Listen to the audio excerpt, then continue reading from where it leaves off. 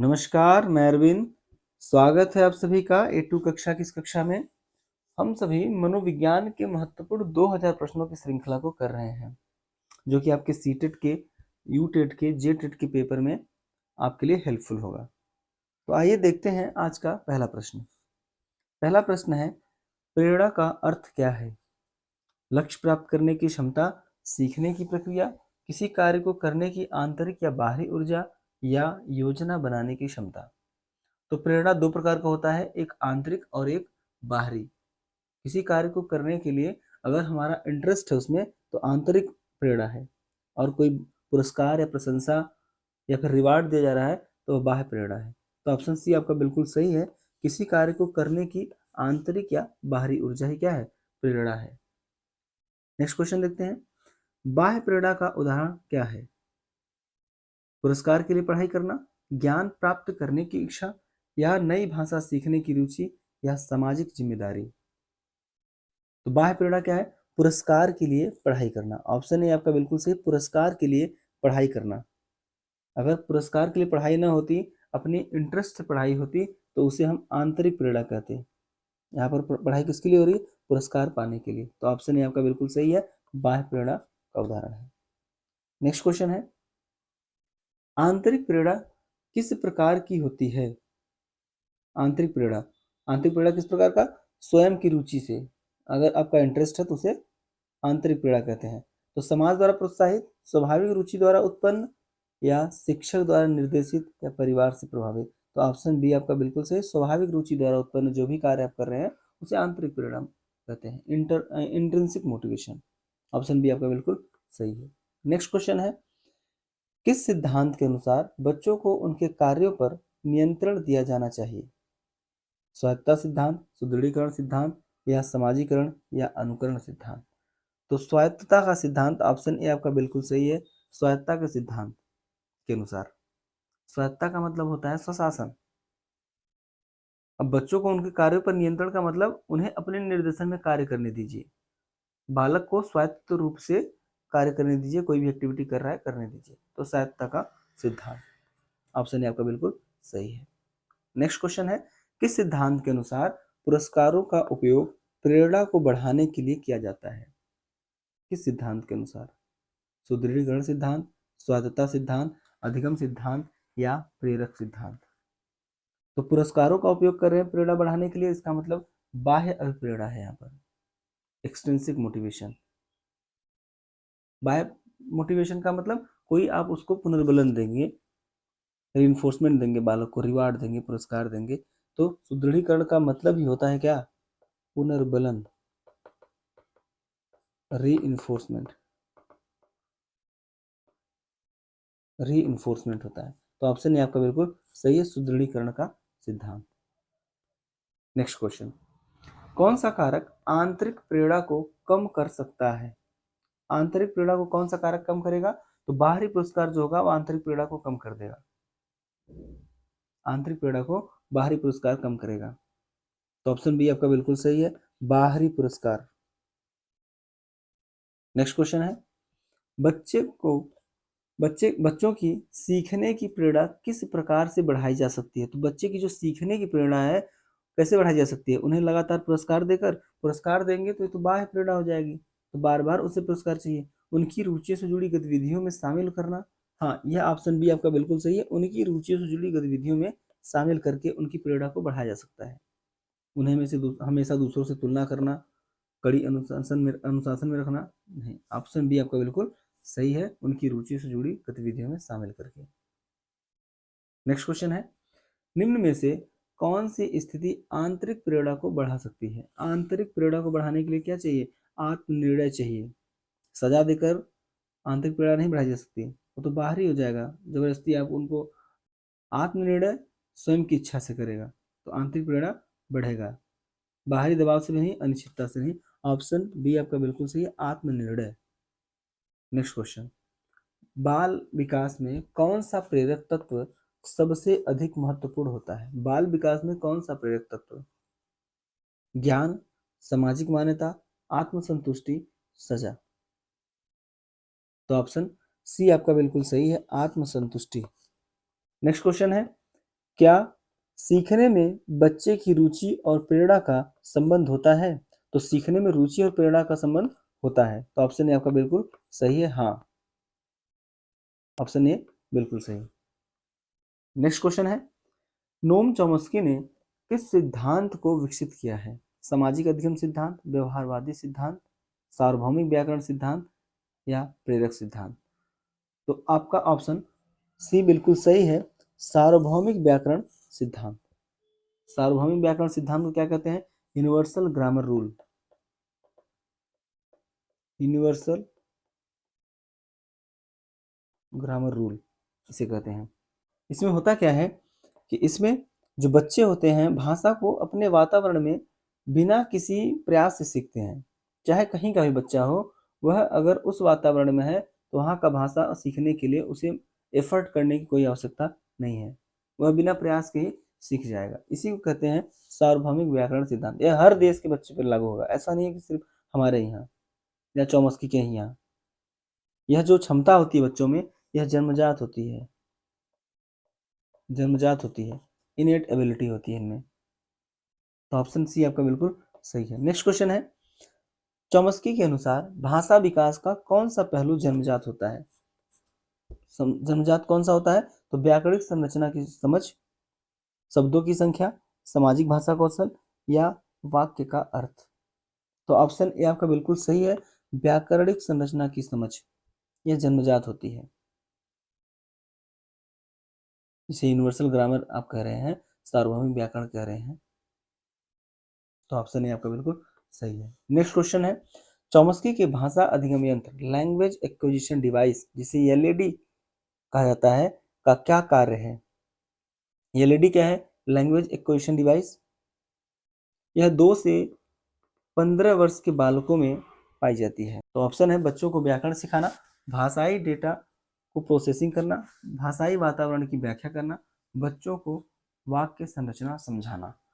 तो option B आपका बिल्कुल सही, भाषाई डेटा को प्रोसेसिंग करना। क्या करता है लैंग्वेज एक्विजिशन डिवाइस? क्या है? भाषाई डेटा को प्रोसेसिंग करता है। नेक्स्ट क्वेश्चन है, कौन सा सिद्धांत चॉम्स्की के विचारों के विपरीत है? चॉम्स्की के विचारों के विपरीत है। व्यवहारवादी सिद्धांत, प्रकृतिवादी सिद्धांत, अधिगम सिद्धांत या संरचनात्मक सिद्धांत? तो ऑप्शन ए आपका बिल्कुल सही है, व्यवहारवादी सिद्धांत। क्यों? व्यवहारवादियों का मानना है कि भाषा का विकास मुख्य रूप से बाहरी स्टिमुलस से होता है, बाहरी स्टिमुलस के द्वारा संचालित होता है, जबकि चॉम्स्की कहते हैं कि यह आंतरिक होता है। जो अभी आपने देखा एलईडी, एलईडी क्या है? आंतरिक है, हर बालक में होता है। तो व्यवहारवादियों का जो सिद्धांत है, यह चॉम्स्की के विचारों के विपरीत है। ऑप्शन ए आपका बिल्कुल सही है। नेक्स्ट क्वेश्चन है, चॉम्स्की के अनुसार भाषा विकास की प्रक्रिया कैसी होती है? चॉम्स्की के अनुसार भाषा विकास की प्रक्रिया कैसी होती है? क्रमिक, अप्राकृतिक, अनियमित, स्वाभाविक? तो भाषा विकास की प्रक्रिया कैसी है? स्वाभाविक है। चॉम्स्की के अनुसार भाषा की जो प्रक्रिया है कैसी है? स्वाभाविक है। क्योंकि भाषा सीखने की जो क्षमता है वो जन्मजात होती है। जो भाषा सीखने की क्षमता है वो क्या होती है? जन्मजात होती है।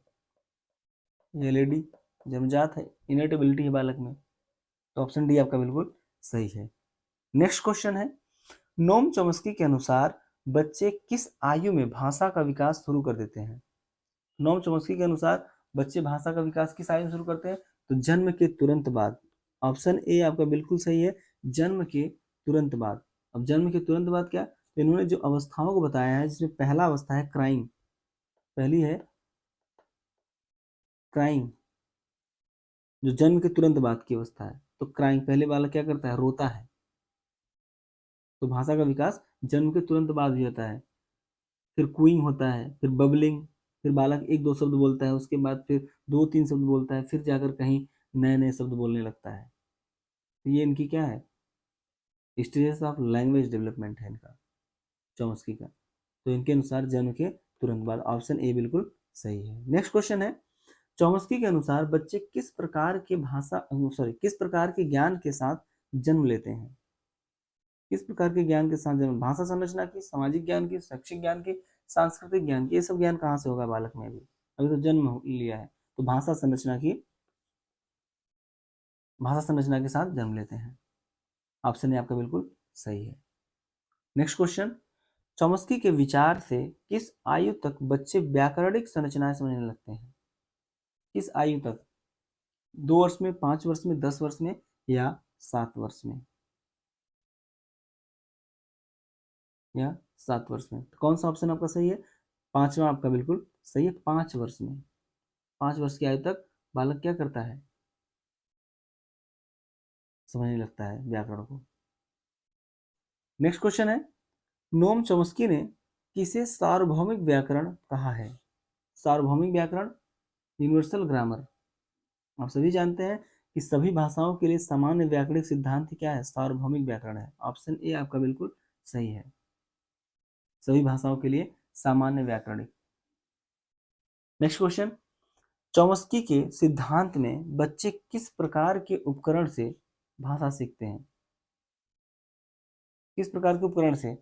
एलईडी, आप सभी जानते हैं उपकरण जो है एलईडी, और वो एलईडी क्या होता है? जन्मजात क्षमता होती है बालक में, जन्मजात होती है। तो ऑप्शन बी आपका बिल्कुल सही है, एलईडी जो है जन्मजात क्षमता। नेक्स्ट क्वेश्चन है, चॉम्स्की के अनुसार बच्चा किस प्रकार से भाषा को सीखता है? किस प्रकार से भाषा को सीखता है? अनुकरण से, भाषाई इनपुट से, व्याकरणिक नियमों से या मौखिक निर्देश से? तो ऑप्शन बी आपका बिल्कुल सही है, भाषाई इनपुट से। बालक भाषा को मस्तिष्क में जानकारी संग्रह के रूप में इकट्ठा करता है, संग्रहित करता है, जिससे बच्चा भाषा सीख पाता है।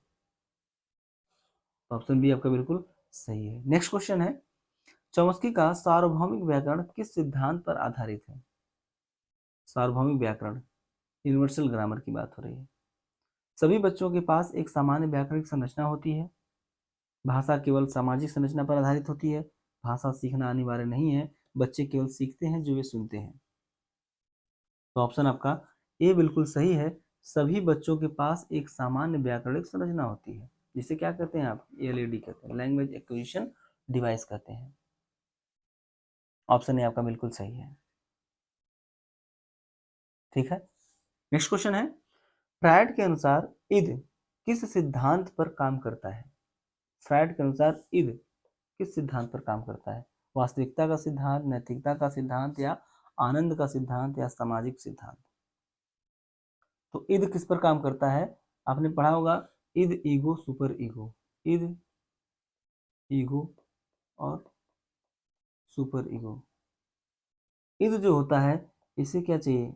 खुशी चाहिए, आनंद चाहिए, चाहे कैसे भी, चाहे जैसे उसको कुछ खाना है, खाकर कुछ उसको मजा आ रहा है, तो चाहे वो खरीद कर खाएगा, चाहे चोरी करके खाएगा, चाहे छीन कर खाएगा, लेकिन खाएगा जरूर, क्योंकि उसे क्या चाहिए? तुरंत खुशी चाहिए, ऑन द स्पॉट, तुरंत खुशी चाहिए उसे, आनंद चाहिए।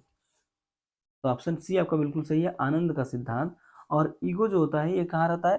ये वास्तविकता का सिद्धांत है, ये वास्तविकता के सिद्धांत पर काम करता है, रियल लाइफ में रहना चाहता है। और सुपर ईगो नैतिक और आदर्शों के सिद्धांत को मानता है। तो ये आपका ईगो है, ईगो का सिद्धांत है, यह आपका सुपर ईगो का सिद्धांत है। तो ऑप्शन सी आपका बिल्कुल सही है, ईद का सिद्धांत किस पर काम करता है? तो आनंद के सिद्धांत पर। नेक्स्ट क्वेश्चन, फ्रायड के अनुसार व्यक्तित्व के विकास में कौन सा घटक नैतिकता और आदर्शों का प्रतिनिधित्व करता है? तो अभी हमने देखा नैतिकता और आदर्शों का कौन प्रतिनिधित्व करता है? तो सुपर ईगो। ऑप्शन सी आपका बिल्कुल सही है, सुपर ईगो, बिल्कुल सही। नेक्स्ट क्वेश्चन, कौन से सिद्धांत में 5 प्रमुख व्यक्तित्व आयाम, बिग 5 का उल्लेख किया गया है? प्रमुख व्यक्तित्व आयाम, 5 प्रमुख व्यक्तित्व आयाम। मनोविश्लेषणात्मक सिद्धांत में, संज्ञानात्मक सिद्धांत में, गुण सिद्धांत में, या सामाजिक अधिगम सिद्धांत में? तो ऑप्शन सी आपका बिल्कुल सही, गुण सिद्धांत में, ट्रेट थ्योरी जिसे कहते हैं आप, जिसे सील गुण सिद्धांत आप कहते हैं। इसे दिया कौन? तो D W Fiske, D W Fiske ने इसे दिया। बाद में आल्पोर्ट ने भी इस पर काम किया, तो 5 जो आयाम है उसमें पहला है आपका बहिर्मुखता, बहिर्मुखता। दूसरा है विक्षिप्तता, तीसरा है आपका कर्तव्यनिष्ठता, और चौथा है आपका खुलापन, और पांचवा है सहमति। ये 5 क्या है? बिग आयाम है, बड़े आयाम है, प्रमुख व्यक्तित्व के आयाम है। तो ऑप्शन सी आपका बिल्कुल सही है। नेक्स्ट क्वेश्चन है, प्रकृति बनाम पोषण, नेचर वर्सेस नर्चर, बहस किससे संबंधित है? नेचर का मतलब है वंशानुक्रम, और नर्चर का मतलब है वातावरण, वातावरण। तो मस्तिष्क के विकास से, वंशानुक्रम और वातावरण के प्रभाव से, सामाजिक विकास से, या शारीरिक संरचना से? तो ऑप्शन बी आपका बिल्कुल सही है, वंशानुक्रम और पर्यावरण के प्रभाव से प्रकृति बनाम पोषण, बिल्कुल सही है, ऑप्शन बी आपका। नेक्स्ट क्वेश्चन है, कौन सा घटक व्यक्ति के व्यवहार को प्रभावित करता है? कौन सा घटक व्यक्ति के व्यवहार को प्रभावित करता है? केवल वंशानुक्रम, वातावरण, दोनों? ऑप्शन सी आपका बिल्कुल सही, वंशानुक्रम और वातावरण, बिल्कुल सही, वंशानुक्रम और वातावरण, ऑप्शन सी बिल्कुल सही। नेक्स्ट क्वेश्चन है, किसी व्यक्ति की बुद्धि को मुख्य रूप से किससे प्रभावित माना जाता है? किसी व्यक्ति की बुद्धि को मुख्य रूप से किससे प्रभावित माना जाता है? वंशानुक्रम से, वातावरण से, या वंशानुक्रम और पर्यावरण दोनों से, या सामाजिक स्थिति से? तो ऑप्शन सी आपका बिल्कुल सही है, वंशानुक्रम और वातावरण, इन दोनों की अंतः क्रिया से ही व्यक्ति की बुद्धि विकसित होती है या प्रभावित होती है, वंशानुक्रम और पर्यावरण या वातावरण की अंतः क्रिया से। नेक्स्ट क्वेश्चन है, कौन सा उदाहरण वंशानुक्रम का परिणाम है? भाषा सीखना, बालों का रंग, शिक्षा का स्तर, या सांस्कृतिक प्रभाव? वंशानुक्रम का परिणाम क्या है? बालों का रंग, ऑप्शन बी आपका बिल्कुल सही है, बालों का रंग, आंखों का रंग, स्किन का रंग, ये सभी क्या है? हेरिडिटिकल है, वंशानुक्रम से आपको मिलते हैं। भाषा सीखना पर्यावरण है, वातावरण से आप सीखते हैं, शिक्षा का स्तर भी, सांस्कृतिक प्रभाव भी क्या है? पर्यावरणीय है, वातावरणीय है, ऑप्शन बी आपका बिल्कुल सही है, बालों का रंग। नेक्स्ट क्वेश्चन है, अनुवांशिकता और पर्यावरण के प्रभाव को किस शब्द से वर्णित किया जाता है? किस शब्द से वर्णित किया जाता है? विकासात्मक सिद्धांत, समग्रता, द्वंद्ववाद, अंतःक्रिया। अभी हमने देखा कि अंतःक्रिया, वंशानुक्रम और वातावरण की अंतःक्रिया से व्यक्ति की जो बुद्धि होती है या व्यक्ति का जो व्यक्तित्व होता है प्रभावित होता है। तो ऑप्शन डी आपका बिल्कुल सही है, अंतःक्रिया, इंटरेक्शन बोलते हैं, ऑप्शन डी बिल्कुल सही है। तो आज की कक्षा में बस इतना ही, मिलते हैं आपसे अगली कक्षा में, तब तक के लिए नमस्कार।